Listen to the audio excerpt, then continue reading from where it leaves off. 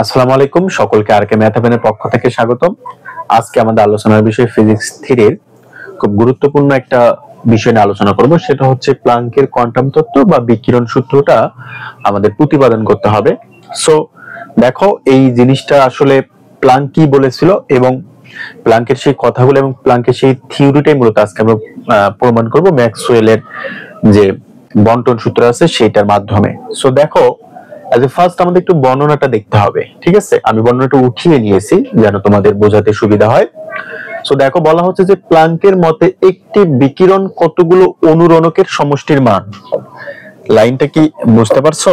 বলা হচ্ছে যে প্লাঙ্কের মতে একটি বিকিরণ, এখান থেকে যে বিকিরণটা হবে, এই যে এখান থেকে যে বিকিরণটা হবে, ধরো এটা একটা বিকিরণের আধার, এখান থেকে বিকিরণ হয়, তো যে বিকিরণটা হবে, এই যে ধরো এটা হচ্ছে বিকিরণ হলো, সো এখানে অনেকগুলো এর মাঝে অনুরণক ছিল, এই অনুরণকগুলো একত্রিত হয়ে এই বিকিরণটা হয়েছে, বুঝো?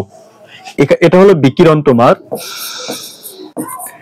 আর এই জায়গায় ছিল অনেকগুলো অনুরণক, ঠিক আছে? এই প্রত্যেকটা ফোঁটা হচ্ছে অনুরণক, সেই অনেকগুলো অনুরণক মিলে একটা বিকিরণ হয়েছে, সেই কথাটাই বলা হচ্ছে যে একটা বিকিরণ অনেকগুলো অনুরণকের সমষ্টির মান।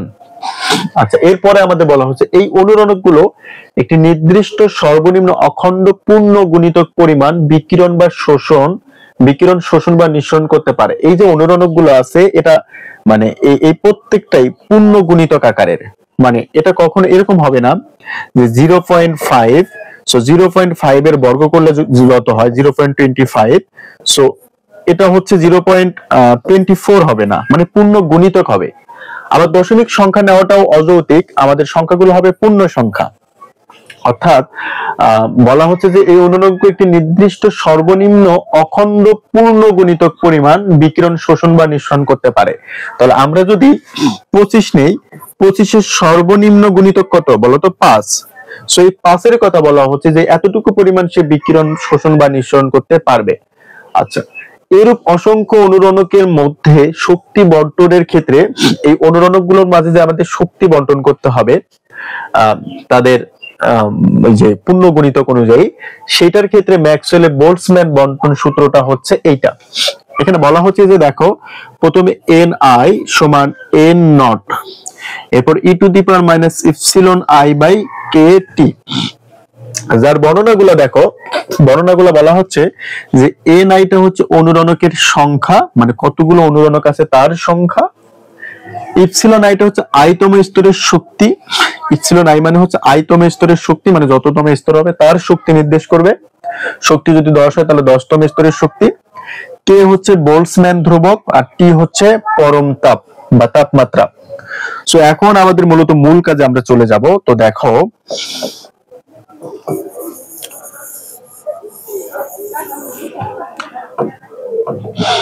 আচ্ছা, সো এখানে বলা হচ্ছে, খেয়াল করে দেখো যে i সমান 0 হলে শূন্য শক্তির অধিকারী অনুরণকের সংখ্যা হচ্ছে n নট সমান n নট।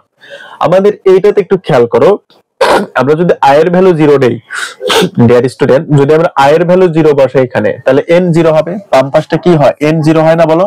হয়ে যায়। সমান অপোজিটে তো n 0 আছেই, আর e to the power minus epsilon 0 by kt। So epsilon 0 by kt এর মানে হচ্ছে অসীম, মানে এর এইটুকুর মানে কত বলতো? মানে ইপসিলন 0, এখানে 0, এর মানে হচ্ছে এই পুরোটার মানে ইপসিলন 0 দ্বারা এটাকে, এর যে ভ্যালুটা বের হবে তাকে, এটা তো অসীম মান। সো এটার দ্বারা যখন তোমরা এইটাকে ভাগ করবা, ভাগ করার ফলে সেটার ভ্যালু আসবে 0। সো e টু দি পাওয়ার 0, আর এখানে n নট তো আছেই, তার মানে n নট আর কোনো কিছুর উপর 0 মানে on, so n not. So n নটের সাথে অন গুণ করলে কিন্তু আলটিমেটলি ভ্যালুটা আমাদের n নটই হয়। অর্থাৎ ইপসিলনের সাথে যখন কখনো 0 থাকবে, তার আগে মাইনাস থাকুক বা প্লাস থাকুক, এরপর যতই ভাগ থাকুক, এই পুরোটার ভ্যালু হচ্ছে 0। ওকে, আচ্ছা, সো তাহলে i সমান 0 হলে শূন্য শক্তির অধিকারী অনুরণকের সংখ্যা, যদি i এর মান 0 হয়, আমরা যদি 0 নেই প্রথমে, তাহলে অনুরণকের সংখ্যা পাচ্ছি কত? n নট, ঠিক আছে? এখন আমরা নিব i সমান অন। সো i সমান অন হলে অন শক্তির অধিকারী অনুরণকের সংখ্যা তাহলে এখন এখানে কি হবে, আই এর জায়গায় কত বসবে বলো তো, অন বসবে। তাহলে এন অন সমান, তাহলে এখানে আমাদের তো এন নট, কারণ এটা নিয়ে আমাদের কোনো কাজ নেই, এন নট। আর খেয়াল করো ই টু দি পাওয়ার আই এর মান অন, তার মানে মাইনাস ইপসিলন ভাগ হচ্ছে শুধুমাত্র কেটি, আই এর মান অন বসলে যা আছে তাই, তাই না? এখন আই সমান 2 হলে 2 শক্তির অধিকারী। আচ্ছা এখানে একটা খেয়াল করো, আমরা এখানে যেহেতু সংখ্যা দিছি, এখানে দেখো আই সমান যখন অন হলে তখন 0 শক্তির অধিকারী অনুরণকের সংখ্যা এটা। এখন আই সমান যখন অন হচ্ছে তখন অন শক্তির জন্য মানে অন এর শক্তি স্তরটা কত, যখন এখানে আই এর ভ্যালুটা অন হচ্ছে তখন তার শক্তি স্তরটা হচ্ছে ইপসিলন। এখানে যখন তুমি আই এর জায়গায় কত বসাও, এই আই এর জায়গায় যখন তুমি অন বসাবা তখন তার শক্তিটা কত, শুধুমাত্র ইপসিলন হয় না, এই জন্য আমরা এখানে ইপসিলনটা দেই। হ্যাঁ, তার মানে এখানে হচ্ছে ইপসিলন, আর এখানে হচ্ছে যখন 2 বসাবো এখানে, তার মানে এখানে 2 ইপসিলন। শক্তির অধিকারী অনুরণকের সংখ্যা, তার মানে এখন এখানে আই এর জায়গায় কত বসাবো বলতো, 2 বসাবা, তার মানে n not E to the power এই আই এর জায়গায় 2, তার মানে -2 ইপসিলন ভাগ হচ্ছে যা আছে তাই কেটি। ওকে, এখন আমরা বসাবো আই সমান 3, তার মানে 3 ইপসিলন। আই এর ভ্যালু যদি 3 হয় দ্যাটস মিন 3 ইপসিলন। শক্তিটা এই যে দেখো, শক্তির জায়গাটা তোমরা এই জায়গাটা দেখে তো শক্তি বুঝবে, তাই না?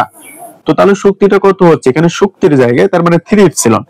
সো অনুরণকের সংখ্যাটা দেখো, তার মানে n3, অনুরণকের সংখ্যা কত হচ্ছে এখানে, তার মানে আই এর ভ্যালু 3, তার মানে n3। এখন আমরা ভ্যালুটা বসাই, so n not E to the power -3 epsilon by k t. আচ্ছা এভাবে এটা কিন্তু চলমান থাকবে n পদ পর্যন্ত। এভাবে এই জিনিসটা কত পদ পর্যন্ত চলমান থাকবে বলো তো, n পদ পর্যন্ত। তাহলে এখন আমরা লিখতে পারি যে n তম অনুরণকের মোট শক্তি, n তম অনুরণকের আমরা এখন মোট শক্তিটা বের করব।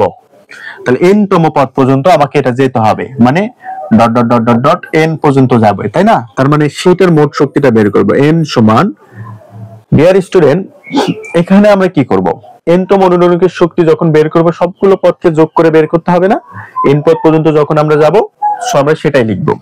তাহলে প্রথম পদটা কত আছে n নট, পরের পদটা কত আছে n not E to the power minus epsilon by KT, এর পরের পদটা আছে n not E to the power -2 epsilon by KT, এর পরের পদটা আছে n not E to the power -3 epsilon by Katie plus dot dot dot.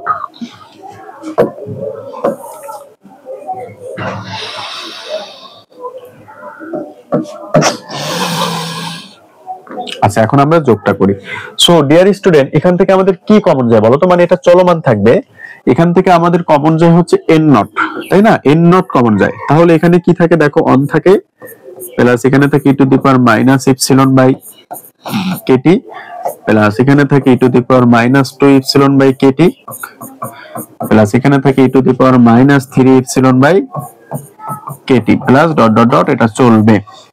এখন আমাদের একটা বাইনোমিয়াল এক্সপ্রেশনের ল জানতে হবে। সেই লটা হচ্ছে এমন যে, যদি এমন দেখো যে on minus E to the power -x এর উপর ইনভার্স অন হয়, সেই জিনিসটার ফলাফলটা এখানে দেয়া। যদি এটাকে বলে বাইনোমিয়াল এক্সপ্রেশন ল।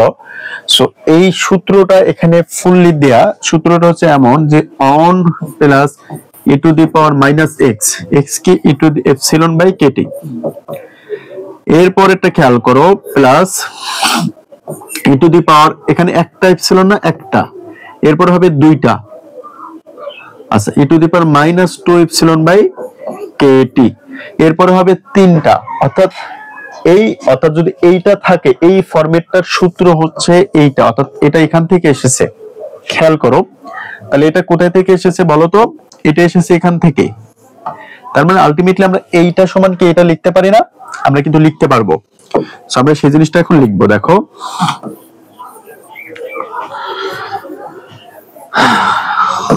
তাহলে এখানে n নট থাকুক on minus E to the power minus x inverse on. আচ্ছা, ইনভার্স অন থাকলে কি করতে হয় সেটা তো তোমরা ভালো করেই জানো, তাই না? সেটা হচ্ছে এন নট থাকবে, আর এইটা মানে হচ্ছে অন ভাগ এই পদটা। ইনভার্স অন মানে আমরা এইভাবে লিখি আর কি, অন ভাগ এই পদটা, on minus E to the power minus x, তাই না? সো আমরা এটাকে জাস্ট একটু সাজিয়ে লিখি যে N not one minus E to the power minus x. I hope যে তোমরা এটা বুঝতে পেরেছো। আমরা এটা কিন্তু এন এর ভ্যালু বের করলাম, এটা আমাদের এন এর ভ্যালুটা বের হয়ে গেল, এটাকে আমরা সমীকরণ নাম্বার দিতে পারি 1। আচ্ছা, সো আমরা যে কোশ্চেনটা সমাধান করতেছি এখানে আমাদের দুইটা জিনিস বের করতে হবে। এজ এ ফার্স্ট নাম্বার 1 বের করতে হবে তোমাকে অনুরণকের সংখ্যা,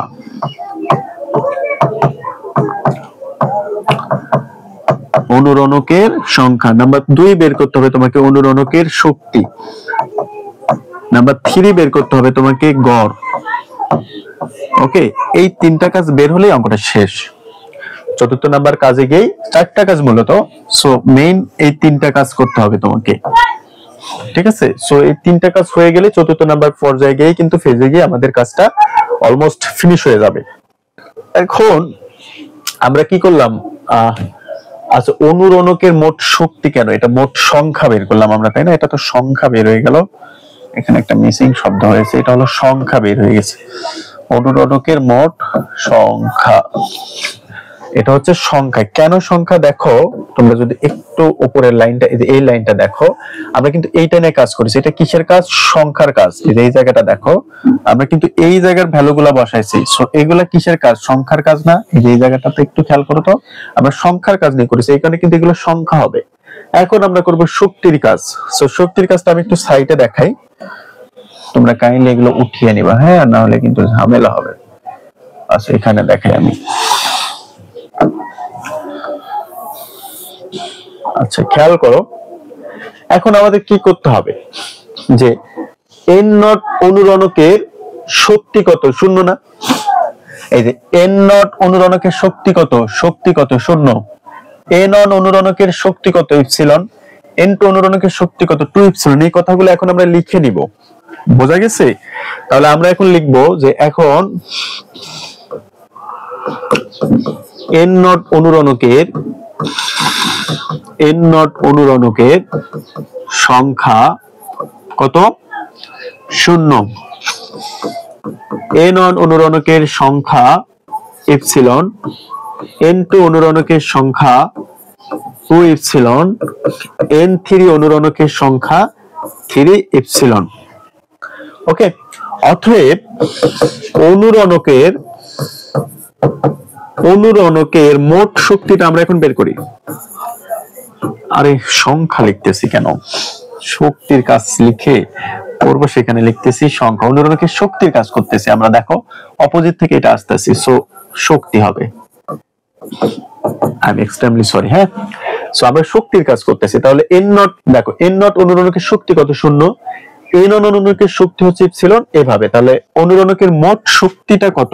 মোট শক্তিকে আমরা বোঝাবো ইউ দ্বারা। কি দ্বারা বোঝাবো বলো তো? ইউ দ্বারা। আর শক্তিগুলো হবে গুণ আকারে, শক্তির যে পদগুলো হবে তোমার সেগুলো হবে গুণ আকারে। তাহলে প্রথমটা কত? এন নট গুণন হচ্ছে 0 তার মান, এরপরেরটা হচ্ছে এন অন গুণন হচ্ছে ইপসিলন প্লাস, এরপরেরটা হচ্ছে এন টু গুণন হচ্ছে 2 ইপসিলন প্লাস, এরপরেরটা হচ্ছে এন থ্রি গুণন হচ্ছে 3 ইপসিলন। ঠিক আছে? আচ্ছা এইটা, এগুলো কিন্তু চলমান আছে, এই পদগুলো কিন্তু চলবে। তো আমরা অতগুলো নিয়ে কাজ করবো না, আমাদের জাস্ট 2-3 পদ নিয়ে কাজ করলে কিন্তু হয়ে যাবে। সো আলটিমেটলি এই পদটা পুরোটা 0 হয়ে যায়, সো এটাকে আমরা 0 লিখলাম প্লাস, আর এখানে হচ্ছে এন অন ইপসিলন, তাই না? আচ্ছা পরের পদটা দেখো প্লাস, এখানে কি হচ্ছে 2 n2 ইপসিলন প্লাস, এখানে হচ্ছে 3 n3 ইপসিলন। ঠিক আছে? ওকে, সো এখন আচ্ছা এটা প্লাস ডট ডট ডট চলবে।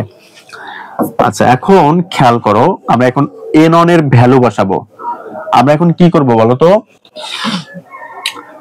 আমাদের এখন কাজ হচ্ছে এখানে কি কি আছে পদগুলো একটু খেয়াল করো। এন অন ইপসিলন, এন 2 এন2 ইপসিলন, 3 এন3 ইপসিলন। এন অন এর ভ্যালুগুলো আমাদের এই যে এখান থেকে আমরা কিন্তু বের করে নিয়েছিলাম, এই যে এই জায়গাটাতে যদি তোমরা দেখো সেটা।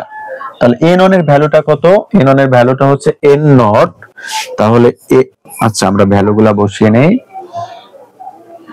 সেটা হচ্ছে N not E to the power minus epsilon by KT, তাই না? এটাই তো ভ্যালু ছিল।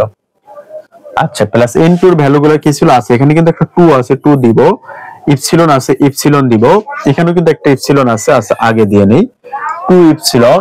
আর এন টু এর ভ্যালুটা হচ্ছে যে এন টু এর ভ্যালুটা বসাবো এখন। তাহলে N not E to the power minus 2 epsilon ভাগ হচ্ছে কেটি। সেম ভাবে আমরা 3 এর ভ্যালুটা বসিয়ে নিই। আচ্ছা সেম ভাবে আমরা এখন কি করব? 3 এর ভ্যালুটা বসায় নিব, ঠিক আছে? প্লাস 3 ইপসিলনটা আগে লিখে নেই। আর n3 এর ভ্যালুটা হচ্ছে কত? যে n not E to the power minus 3 epsilon by হচ্ছে kt। এটা চলবে আর কি, এই পদটা চলমান থাকবে। আচ্ছা সো আই হোপ যে তোমরা এইটুকু বুঝে গেছো। হ্যাঁ, এখন ডিয়ার স্টুডেন্ট দেখো তো এখান থেকে আমাদের কি কমন যায়? কমন যায় দেখো এই পদটা, মানে এই পদটা সব জায়গাতেই আছে। সো আমরা যদি কমন নেই epsilon n not E to the power minus epsilon ভাগ হচ্ছে kt, এটা আমরা কমন নিলাম। এই যে এই জায়গাটা যে epsilon n not E to the power minus epsilon by kt, তাহলে এখানে কি থাকে দেখো তো? এখানে থাকে অন প্লাস এখানে থাকে কি? এখানে থাকে হচ্ছে আমাদের 2 থাকে।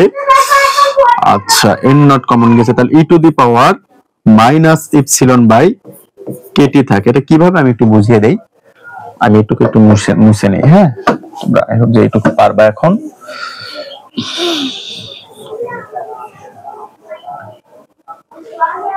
এটুকু তো আমাদের এখানে ছিল না, না? আচ্ছা আগের লাইনগুলো তোমরা কাইন্ডলি একটু উঠিয়ে নিও। হ্যাঁ, আচ্ছা এখন দেখো এটা কিভাবে হলো। তোমরা এই পদটাতে একটু খেয়াল করো, ছিল 2 epsilon n not E to the power minus 2 epsilon by হচ্ছে kt। এখান থেকে আমরা কমন নিয়েছি কি? এখান থেকে কমন নিয়েছিলাম আমরা epsilon n not E to the power minus epsilon by kt, ঠিক আছে?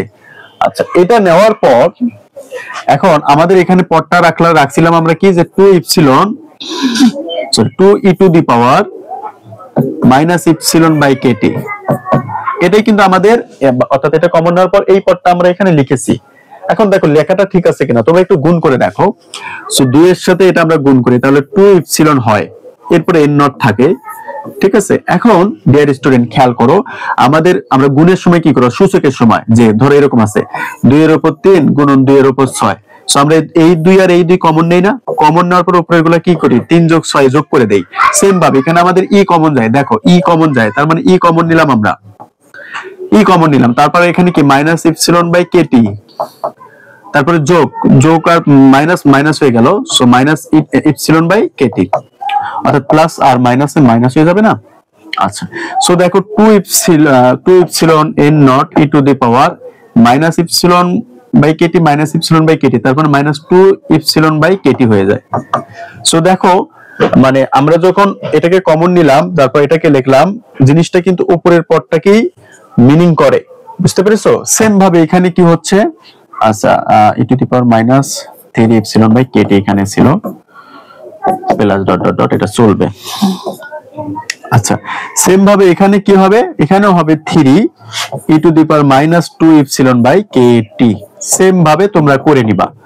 আই হোপ ওইটা যদি বুঝো, এটা তোমাদের জন্য কিন্তু অনেক ইজি। যদি তুমি এইটুকু বুঝে থাকো আমার, এটা কিন্তু তোমাদের জন্য অনেক ইজি বোঝা। হ্যাঁ, তো এখন দেখো এটা একটা সূত্রকে ডিনোট করতেছে। এই জিনিসটা পুরো একটা সূত্রকে বোঝাচ্ছে। সেই সূত্রটা কি? সূত্রটা হচ্ছে, আমি তোমাদের একটু এখানে দেখাই। সূত্রটা হচ্ছে এইটা, যে 1 মাইনাস x ইনভার্স 2, এইটা যদি থাকে তার ফলাফল হচ্ছে এইটা, ঠিক আছে? সো এই সূত্রটাকে কিন্তু এখানে মিনিং করতেছে। অর্থাৎ যদি এরকম থাকে, দেখো 1 মাইনাস x তার উপর মাইনাস 2 হয়, সেটা সমান আমরা লিখতে পারি যে 1 plus x plus 2x square plus 3x cube plus এভাবে চলবে। দেখো আমরা কিন্তু সেম সূত্রটা এখানে লিখেছি। আচ্ছা এখানে হচ্ছে অন প্লাস এক্স লিখছি কেন? আচ্ছা one plus 2x square plus 3x cube এভাবে কিন্তু চলবে। দেখো one plus 2x plus 3x square, আর সূত্রটা যে one plus 2x plus 3x square এভাবে চলমান থাকবে, এরপরে প্লাস 4x কিউব, এটা হচ্ছে সূত্র। সো দেখো এই যে ফর্মুলাটা, এই ফর্মুলাটাই কিন্তু তোমাদের এই জায়গায় আছে সেম। তুমি দেখো যে অন প্রথমটা মিলছে, এরপরে 2x এটা হচ্ছে 2, এটা হচ্ছে পুরোটাই হচ্ছে আমাদের x, ক্লিয়ার? আচ্ছা ই সহ আর কি। এরপর 3x স্কয়ার, 3x স্কয়ার এই যে একটা 2 আছে, আমরা যদি এই পুরোটা লিখে তার উপর স্কয়ারটা দেই, 2টাকে পাঠিয়ে দেই, মানের কিন্তু কোনো পরিবর্তন হবে না। সেম ভাবে পরবর্তী পদগুলা এভাবেই, অর্থাৎ তাহলে এটা সমান আমরা লিখতে পারি যে epsilon n nought e to the power minus epsilon by kt, আর এটা সমান আমরা লিখতে পারি যে অন মাইনাস x টা কি এখানে এখানে x টা হচ্ছে আমাদের এটা যে e to the power minus epsilon by kt এর উপর ইনভার্স 2। সো দেখো এখানে epsilon n nought e to the power minus epsilon by kt, আর এটাকে আমরা লিখতে পারি যে one by one minus e to the power minus epsilon by kt, তাই না? তার উপর এই ইনভার্স 2 মানে a স্কয়ার। সো এটাই হচ্ছে আমাদের কিসের ভ্যালু বলো তো? এটাই হচ্ছে আমাদের ইউ এর ভ্যালু, যেটা শক্তির ভ্যালুটা ছিল। হ্যাঁ এটা জাস্ট উপরে লিখে দিবা, এটাকে আমরা সমীকরণ হিসেবে এই জিনিসটাকে আমরা 2 নং সমীকরণ হিসেবে ধরে নিলাম। আচ্ছা সো 1 এবং 2 নং কিন্তু হয়ে গেল। এখন আমরা প্রত্যেকটি অনুরণকের গড় শক্তি বের করব, এটা ইউ এর ভ্যালু। এখন প্রতিটি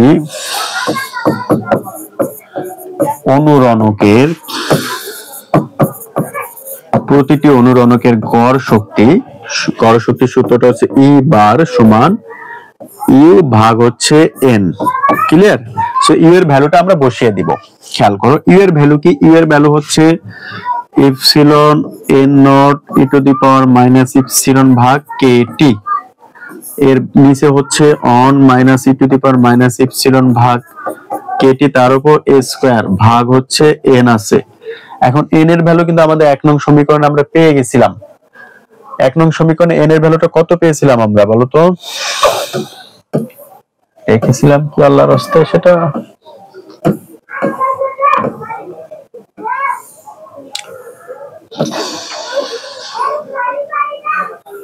আচ্ছা আমাদের সমীকরণ একটা কোথায়?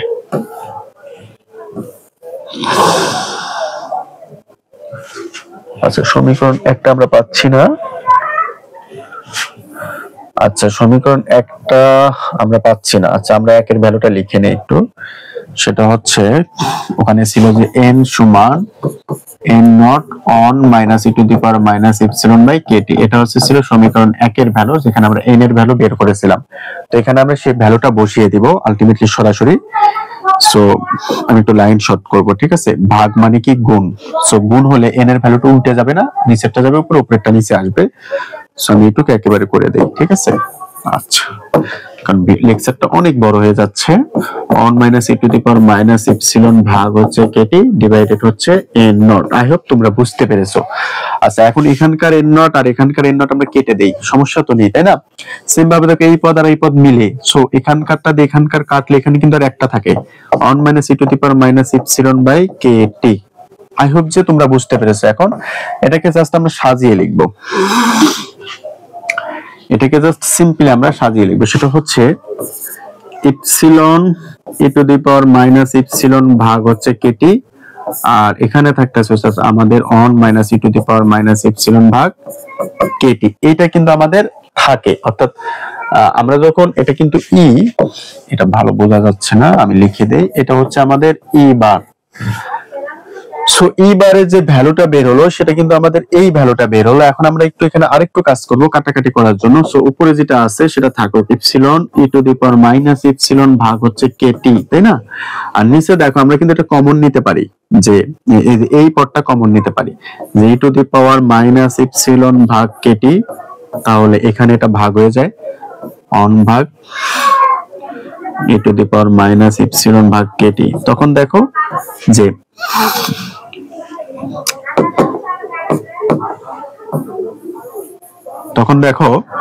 এভাবে যদি আমরা লিখি, এটার এটা কাটা যায় অনই থাকে, আর মাইনাস এখানে অন হয় যেহেতু কমন নিয়েছি এটা।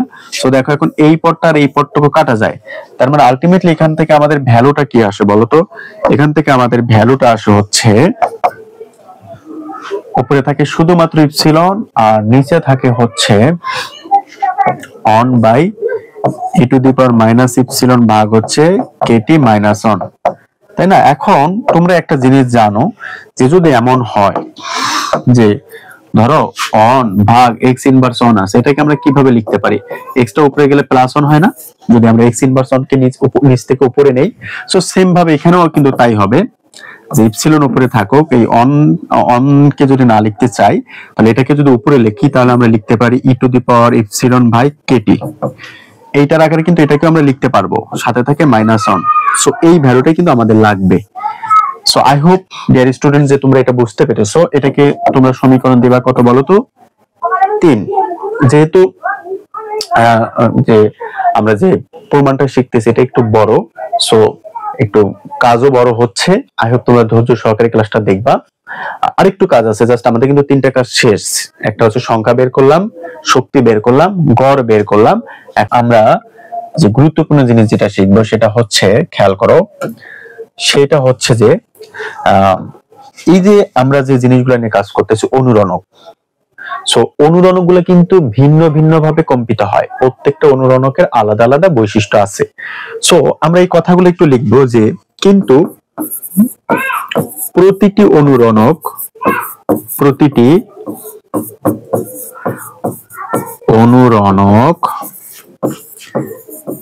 ভিন্ন ভিন্ন ভাবে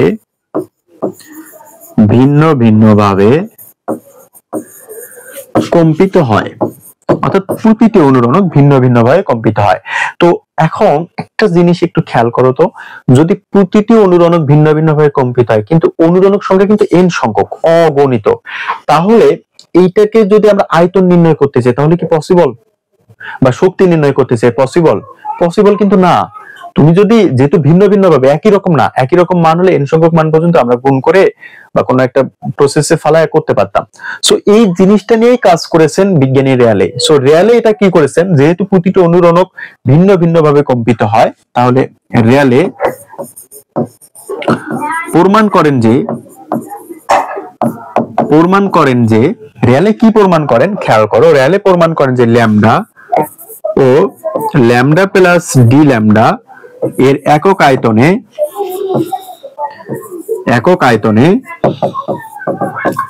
কম্পনের সংখ্যাটা হবে, একক আয়তনে কম্পনের সংখ্যাটা সে বের করেছিল যে 8 pi by lambda 4 d lambda.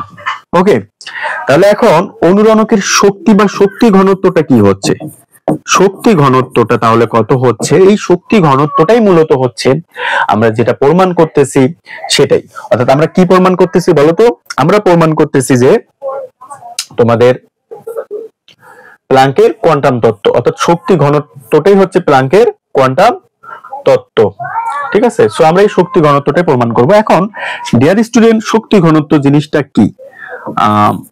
You lambda d lambda.